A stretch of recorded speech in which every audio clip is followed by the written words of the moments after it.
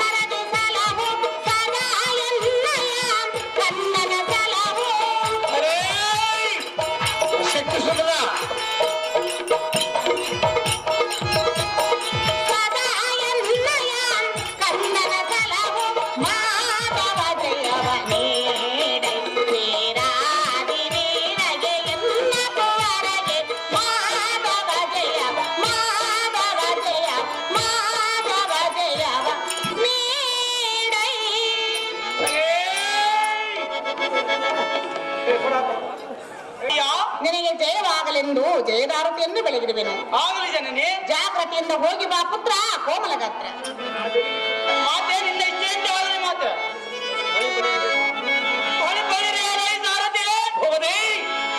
ಜಾಗ್ರತೆಯಿಂದ ರಥವನ್ನು ತಂದು ನಿಲ್ಲಿಸು. ದಿವ್ಯಧರ್ಮದ ಅಶ್ವವನ್ನು ಬಂದಿದ್ದು ಮಹಾಲೋತಿ ಅದರ ಕದರ ದಕ್ಕಿ ಸುಧಾಪುತ್ರ ಮದಂತರ ಈ ಸುಧಂತರ ಪರಕ್ರಮಿಯು ಮಕ್ಕ ಮಾರಿಯಂತೆ ಬರುತ್ತೇನೆ ಎಂದು ಮೊದಲ ಸುದ್ದಿಯನ್ನು ತಿಳಿದು ಮತ್ತೆ ರಥವನ್ನು ಬಿಡುವಂತಾಗುವುದಾಗದೆ ಅದ್ಯಾಕದೆ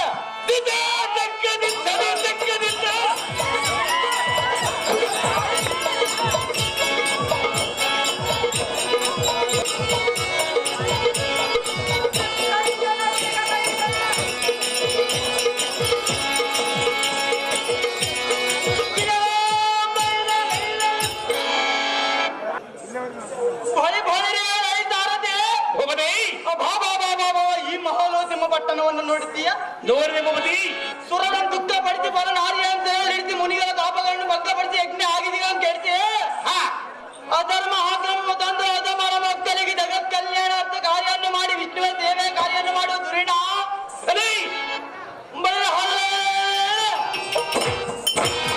ಸುಂದರ ಕಾರ್ಯಗಳನ್ನು ನೆನೆಸಿಕೊಂಡರೆ ಎನ್ನರದು ಗೋಪರ ಬಸ್ಸು ಪಡೆದುಕೊಂಡು ಅಂತಾಗೋದು.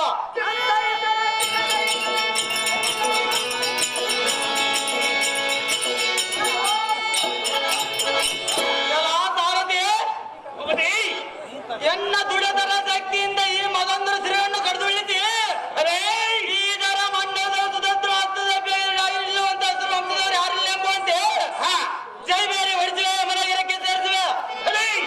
ಸಾರಥಿ, ತಡ ಮಾಡಿದ ಜನಮತಿಗಳನ್ನು ಯುದ್ಧಕ್ಕೆ ಬರುವ ಜಾಗ್ರತೆ. ಅದೇ ಪ್ರಕಾರವಾಗಿ ಭೂಪತಿ.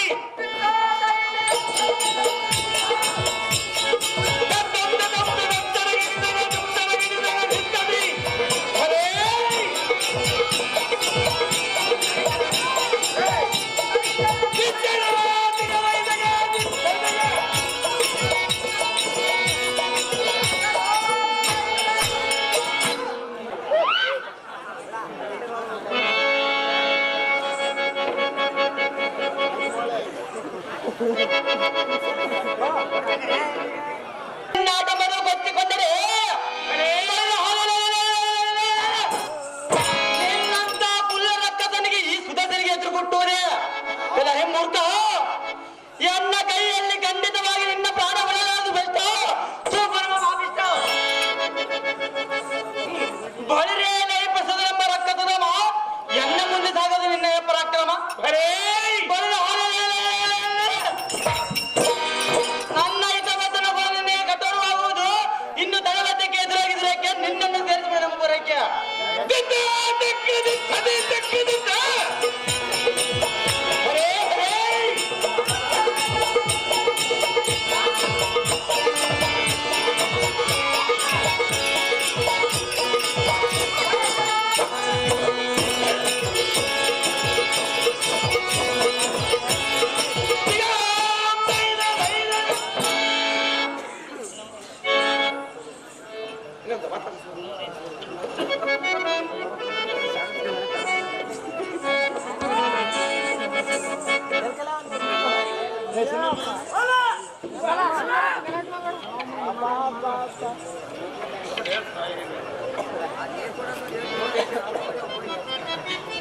ಅಯ್ಯೋ ಅನುಜನಾದ ಪ್ರಚೋದನ, ಅಯ್ಯೋ ಈ ರಣರಂಗದಲ್ಲಿ ಬಿದ್ದು ಮೈ ಬೆರಿತೆಯ. ಅಯ್ಯೋ ನಿನ್ನಂತ ಧೀರಾಗ್ನಿ ಸಹೋದರನಿಲ್ಲದಾದ ಮೇಲೆ ನಾನೆಂತೂ ಜೀವಿಸಲಿ. ತಮ್ಮ ನೀನೇ ಇಲ್ಲದಾದ ಮೇಲೆ ಈ ಎನ್ನ ಸಿರಿ ಸಂಪತ್ತವನ್ನು ಸುಡಲೆ, ಇಲ್ಲವೇ ಈ ಬ್ರಹ್ಮಾಂಡ ಪಾಂಡವಲ ತಟ್ಬಲ ಎಂದು ಒಡಬೆರೆಯಲೇ. ತಮ್ಮ ಇಲ್ಲವೇ ನಿನ್ನನ್ನು ಸಂಹರಿಸಿದ ಈ ಸುದರ್ಶನೆಂಬ ಭ್ರಷ್ಟನು ವಿಷ್ಣುವಿನ ಆಯುಧವಾದ ಒಂದು ದೊಡ್ಡದಾದ ಒಂದು ಗುಡ್ಡದ ಬಂಡಿಗೆ ಈ ಎಲ್ಲ ಶಕ್ತ ಹಾರತಿಗಳನ್ನು ಮುರಿದು ಪುಡಿ ಪುಡಿ ಮಾಡಿ ಬೀಸಾಡನೆ. ಉಕ್ಕುವ ಪರಾಕ್ರಮ ದೇಹವನ್ನು ನೋಡಿ ಅಯ್ಯೋ ಮನೋಹರ್ಜ ತಾಳುವಂತೆಯ ಪ್ರೀತಿಯ ಮನ ಹುಟ್ಟಿದವನಿಲ್ಲದಾದ ಮೇಲೆ ಈ ಎಲ್ಲ ಬಂದ ಪರಾಕ್ರಮಕ್ಕೆ ಬೆಂಕಿ ಹಚ್ಚು ಸುಡಲೆ. ಏನು ಮಾಡಲಿ ಸಾರಥಿ? ಭೂಪತಿ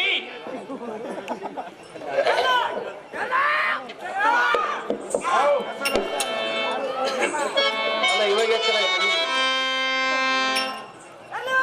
ಈಗ ಹಸುಬಲದ ಪಾದ ಹನುಜನಗೋಸ್ಕರ ದುಃಖ ಮಾಡುವ ಸಮಯವಲ್ಲ ಕದನ ಕಲಿಗಂತನಿಸಿದ ಎಲ್ಲ ಧೀರ ಸಹೋದರನನ್ನು ಹೊಡೆದು ಕಡಗಿದ ಆಮದ ಮುರುಕು ಸುದರ್ಶನ ಘಾತಕರನ್ನು ಹಿಡಿದು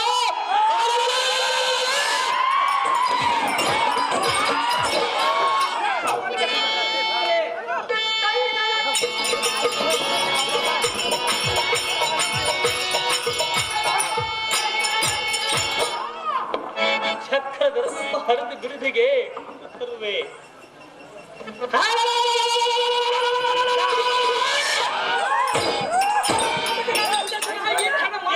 ಪರಮಘಾತಕರಾದ ಶಕ್ತಿ ಸೂದನ, ಪರಮಘಾತಕರಾದ ಶಕ್ತಿ ಸೂದನ, ನಿನ್ನನ್ನು ಮಣ್ಣು ಮುಕ್ತದ ಬಿಡಲಾರಣಿಸುತ್ತಿನ ತಮ್ಮನನ್ನ ಹತ್ತಿಸಿದ ನಮ್ಮ ಗರ್ಭವಂಪಿಟ್ಟು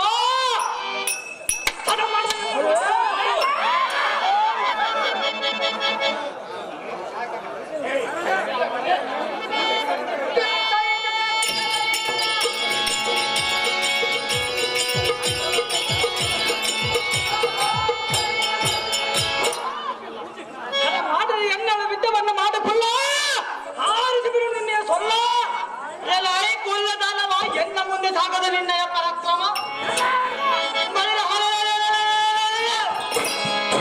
ನನ್ನ ಮಾತನ್ನ ಮೇಲೆ ನೀನು ದುರಕ್ಕೆ ಅನ್ನುವುದ್ರೆ ಖಂಡಿತವಾಗಿ ಉಳಿಲಾರದು ನಿನ್ನ ಜೀವ. ಬಿಟ್ಟು ಸ್ವಲ್ಪ ನೀನು ತಾಯಿಗೆ ತುಳದ ಮನೆ ಕೇಳಿದೆ ಕುಲ್ಲದೊಂದಿನ ಯುದ್ಧಕ್ಕೆ ನಿನ್ನ ಬೇಗನೆ ಫಲಿರಿಯಲ ಕುಲ್ಲತನದಿಂದ ಮಾತನಾಡುವ ವೇಳೆ ವಿಷ್ಣುವಿನ ಚಕ್ರನರನೆಂಬ ಮೂಢಾತ್ಮರೇ ನಿನ್ನಂತ ಅರ್ಪಣೆಗೆ ಸುದರ್ಶನ ಎದುರುವನೆ ಭಕ್ತನ ಚತುರ್ದಶ ಭವನದ ಒಳಗಿರುವ ಯಾವತ್ತು ವೀರಾದ ವೀರರಿಲ್ಲ ಎಂಬುವಂತೆ ಚಂದ್ರಮೂಳಿ ಅಲ್ಲಿಗೆ ಹೊರವನ್ನು ಪಟ್ಟಿರುವನು. ಇಂಥ ಬಡ ವೀರರನ್ನ ಸಮರ ಮಾಡಿದ್ದಾದರೆ ನಡೆಯುವುದರಿಂದ ಸಾಮರ್ಥ್ಯ. ನನ್ನ ತಮ್ಮನನ್ನು ಹತ್ತಿಸಿದ ನಮ್ಮ ಗರ್ಭವಂಬಿಡು ಕಡಿಮರೆಯನ್ನು ಯುದ್ಧವನ್ನು ಮಾಡು. ಸುದರ್ಶನ ಈ ಕ್ಷಣ ಮಾತ್ರದಲ್ಲಿ ಸೇರಿಸುವುದು ಅವನಿಗೆ ಸಮರ.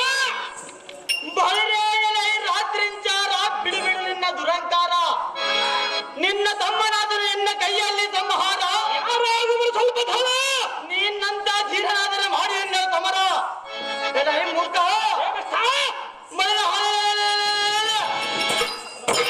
ನಿನ್ನ ಸಿರಾರೆ ಗಡಬೇಕೆಂದು ಹೊರಟಿರು ಎನ್ನ ಗೋಳ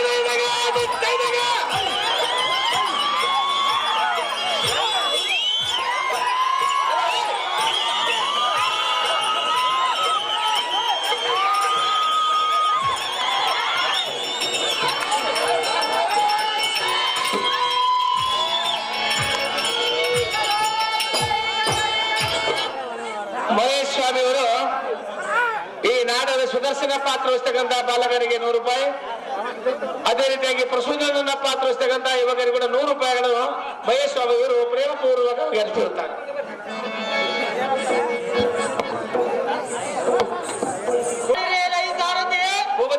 ಶಕ್ತಿ ಸುಧಾರಿಸಿದ ಕೂಡ ಹೋಗತ್ತೆ. ದೇವಾದಿ ದೇವನಾದ ವಿಷ್ಣುವಿಂದ ಆಗದ ಕಾರ್ಯವನ್ನು ನಾನು ಮಾಡಿದೆ. ಆ ವಿಷ್ಣು ಯಾರನ್ನು ಜಯಿಸಲಿಲ್ಲ, ಮುಂದಾದರೂ ಜಯಿಸಲು ಸಾಧ್ಯವಿಲ್ಲ. ವೈಕುಂಠಕ್ಕೆ ವಿಷ್ಣು ಲಕ್ಷ್ಮಣಗಳಿಗೆ ಮತ್ತು ರಥವನ್ನು ಬಿಡುವಂತಹ ಸಾರದೆ ಅತಿ ಜಾಗ್ರತೆ.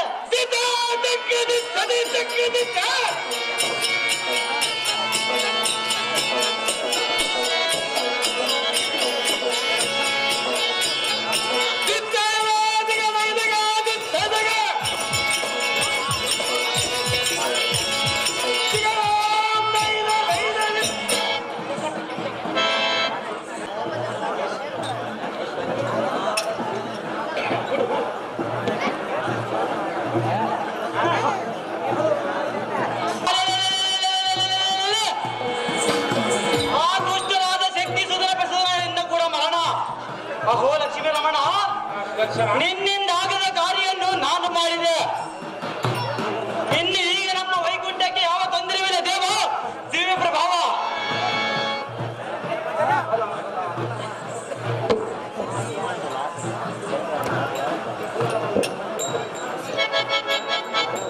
ಬಲ ಬಲ ಕಲೆ ವಿಕ್ರಮಾಂಕಿತನಾದ ಸುದೇಶನ, ನಾ ಮೆಚ್ಚಿದನು ನಿನ್ನ ಸುರತನ. ವಿಷ್ಣುವಿನ ಅಶತವಾದ ಕಾರ್ಯವನ್ನು ಮಾಡಿದಂತೆ ನೀನೇ ತನ್ನ, ನೀನೇ ಮನ್ನ. ಶಕ್ತಿಸುಧನ ಪ್ರಚೋದನರೆಂಬ ರಾಕ್ಷಸರು ಉಪಟಳವು ಅಧಿಕವಾಯಿತು. ಇಂದಿಗೆ ಈ ಜಗತ್ತಿಗೆ ಬಂದ ಪತ್ರ ನಿರ್ಣಯ ಸುದೇಶನ, ಯಾರು ನಾನಿನ ಸಮಾನ. ಕೇಶವ, ನಿನ್ನ ಭಕ್ತನಾದ ಸುದರ್ಶನನ್ನು ಮಾತನಾಡಿಸಿದೆ, ಅದರಿಸಿದೆ. ಮೌನವಾಗಿರುವುದಕ್ಕೆ ಕಾರಣವೇನು? ಮೇಲಾಗಿ ಚಕ್ರವಿದವು ನೀನು ದಯಿಸಲಾರದಂತೆ ಮತ್ತು ಅಸತವಾದ ಕಾರ್ಯವನ್ನು ಮಾಡಿದಂತೆ ನೀನೇ ಬೆನ್ನ, ನೀನೇ ಮಾನ್ಯ. ನಾರಾಯಣ,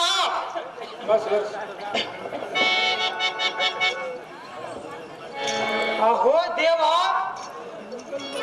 ಏನಿದೆ ನಿನ್ನ ಅಪರಾಧವನ್ನು ಮನ್ನಿಸ. ನಿನ್ನ ಅಪ್ಪನೆಯಂತೆ ಆ ದಂಜರನ್ನು ಸಂಹರಿಸಿ ಬಂದಿರೋಣ.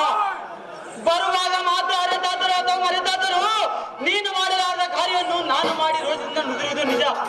ನಿನ್ನ ಫಲವನ್ನು ಧರಿಸಿ ಮಧುಸೂದನ, ಇಷ್ಟೇ ನನ್ನ ವಿಜ್ಞಾಪನ. ಅಹೋ ಶಾರದತನಯ, ನಾರಾಯಣ, ನೀವುಗಳು ಹೇಳುವ ಮಾತು ನಿಜ. ಆದರೆ ನಾನೆಂಬ ಅಹಂಕಾರ ಮತ್ತರಾದವರಿಗೆ ತಕ್ಕ ಪ್ರಾಯಶ್ಚಿತ್ತ ಮಾಡುವುದು ಆದಿದೇವನಾದ ಎನ್ನ ಕರ್ತವ್ಯ. ಎಲ್ಲ ಸುದರ್ಶನ, ನಾರಾಯಣ, ನಿನಗೆ ನಾನೇ ವಿಷ್ಣುವಿಗಿಂತ ಅಧಿಕನೆಂದು ಆತನ ಮಾಡದ ಕಾರ್ಯವನ್ನು ಮಾಡಿದನೆಂದು ಅಮ್ಮು ಬಂದಿದೆ. ಅಹಂಕಾರ ಮತ್ತರಾದವರಿಗೆ ಈ ವೈಕುಂಠದಲ್ಲಿ ಸ್ಥಾನವಿಲ್ಲ. ಆದ ಕಾರಣ ನನ್ನ ನಿನ್ನ ಯೋಗ್ಯತೆ ಬಲಬಲಂಗ ತಿಳಿಯುವುದಕ್ಕಾಗಿ ನೀನು ಮಹಿಷ್ಮತಿ ನಗರ ಕೃತವೀರನ ಮಗನಾಗಿ ಜನಿಸಿ ಕಾರ್ತಿವೀರಾರ್ಜುನನೆಂಬ ಹೆಸರಿನಿಂದ ಪ್ರಸಿದ್ಧನಾಗು. ಆಗ ಮುಂದಿನ ದಾರಿ ತಿಳಿಸುವರು ಯಾರೆಂದು ಚಿಂತಿಸಬೇಡ. ನಾನೇ ದತ್ತಾತ್ರೇಯನೆಂಬ ಋಷಿಯಾಗಿ ಜನಿಸಿ ಸಕಲ ವಿದ್ಯೆಗಳನ್ನು ದಾರಿ ಎರೆದು ಮುಂದೆ ತರುವಾಯ ಜಮದಗ್ನಿ ಕುಮಾರ ಪರಶುರಾಮನೆಂಬ ಹೆಸರು ಪಡೆಯಿವೆ. ಆಗ ನನಗೂ ನಿನಗೂ ಯುದ್ಧ ನಡೆಯಲಿ. ನಮ್ಮಿಬ್ಬರಲ್ಲಿ ಹೆಚ್ಚನೆ ಸೂರ್ಯರು ಯಾರೆಂಬುದನ್ನು ಈ ಜಗದ ಜನತೆಯೇ ನಿರ್ಧರಿಸಲಿ. ಈಗಲೇ ಎನ್ನ ಕೃಪೆಯನ್ನು ಮಹಿಷ್ಮತಿ ನಗರವನ್ನು ಸೇರು ಸುದರ್ಶನ, ತಡ ಮಾಡದೆ ಹೋಗುವ ಈ ಕ್ಷಣ. ದೇವಾದಿ ದೇವ, ಸ್ವಲ್ಪ ಅಪರಾಧಕ್ಕೆ ನನಗೆ ಎಂತ ಶಿಕ್ಷೆ ಕೊಟ್ಟಿರುವೆ. ನನಗಂತೂ ಗರ್ವ ಬಂದಿದ್ದು ನಿಜ. ಆದರೆ ನಿನ್ನ ಸೇವಕನಾದ ನಾನು ನಿನ್ನ ಕೂಡ ವಿತ್ತವನ್ನು ಮಾಡಲೇ. ನನ್ನ ಮಕ್ಕಳು ಹೊಡೆದು ಹಾಡುವುದು ನ್ಯಾಯವೇ? ಎನ್ನಂ ಸೇವಕರನ್ನು ಮನ್ನಿಸು ಲಕ್ಷ್ಮೀಪತಿ. ಈಗ ಜಾಗ್ರತೆ. ಎಲ್ಲ ಸುದರ್ಶನ, ನಾರಾಯಣ, ಕೇಳನ್ನ ಹಿತವಚನ. ಮದ ಎಂಬುವುದು 68 ವರ್ಗಗಳಲ್ಲಿ 5ನೇದು. ಇದಕ್ಕೆ ಅಮ್ಮು ಅಹಂಕಾರ ಎನ್ನುವರು.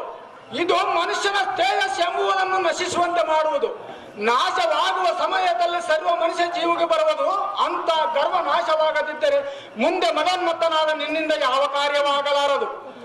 ಆದ ಕಾರಣ ಮದನ್ಮತ್ತನಾಗಿ ಮಹಿಷ್ಮತಿಯಲ್ಲಿ ಜನಿಸಿದ ನಿನ್ನ ಸಂವರಿಸಿ ನಿನಗುಂಟಾದ ಗರ್ವವನ್ನು ಅಳಿಸಿ ಎನ್ನ ಸೇವೆಗೆ ಖಂಡಿತವಾಗಿ ನಿನ್ನನ್ನು ಧರಿಸುವನು. ಎಲ್ಲ ಸುದರ್ಶನ, ಮಾಡದಿರೋ ಮುಂದಿನ ಆಲೋಚನಾ.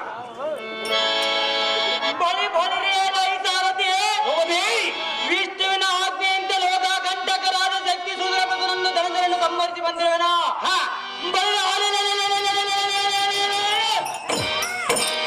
ಅಚ್ಯುತಾಜ್ಞೆಯಂತೆ ಭೂಲೋಕದ ಮಹಿಷ್ಮತಿ ನಗರಕ್ಕೆ ರಥವನ್ನು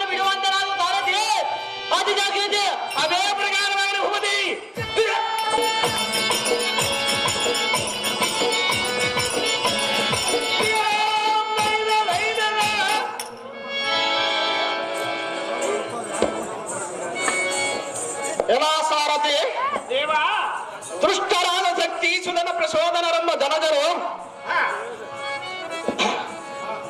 ಯಾವುದೇ ಸುರವೃಂದವನ್ನು ಸೋಲಿಸಿ ಅವರವರ ಅಧಿಕಾರಗಳನ್ನು ಬಿಡಿಸಿ ಅಪ್ಪಲಾಯನ ಮಾಡಿಸಿರುವ ಕಾರಣ ನೀನೇ ಹಿಂದೆ ಅನ್ನ ಕರೆಸಿಕೊಂಡು ಆ ಮಹಾಲಕ್ಷ್ಮಿ ನಿನ್ನ ಸತಿಗಳಾದರೂ ಕೂಡ ಮದ ಹೊಂದಿದ ಸುದರ್ಶನನ್ನು ನಿಮ್ಮ ಹಸ್ತದಲ್ಲಿ ಧರಿಸಿದ ನಾರಾಯಣ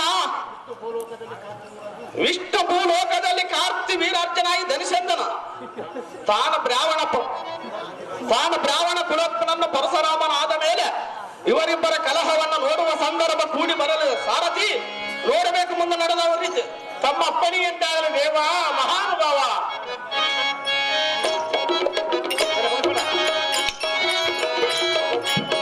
ಈ ಜಗ ಒಂದ ನಾಟಕ ಮಂದಿರ ರೇಣುಕರಾಜ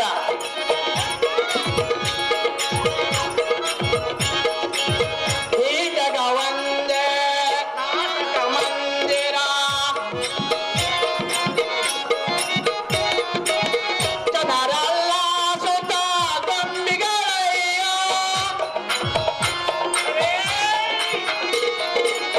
ಜನರೆಲ್ಲ ಸುತ ಗೊಂಬಿಗಳಯ್ಯ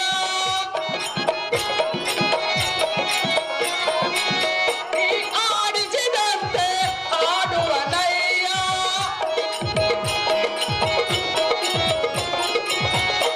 ನೀನಾಡಿಸಿದಂತೆ ಆಡುವನಯ್ಯ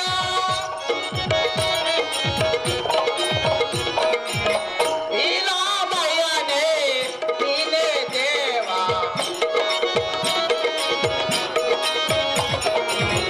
ನೀಲಾಮಯ್ಯನೇ ನೀನೇ ದೇವ